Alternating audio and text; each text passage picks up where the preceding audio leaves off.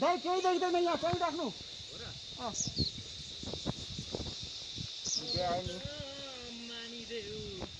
ओम माने पाने ओम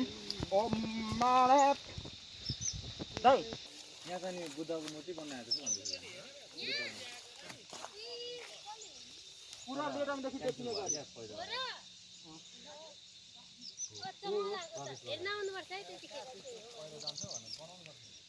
दामी हुन्छ नि होइन मुनि राख्छु यहाँ मुनिबाटै त्यो उयो सिमेन्ट थियो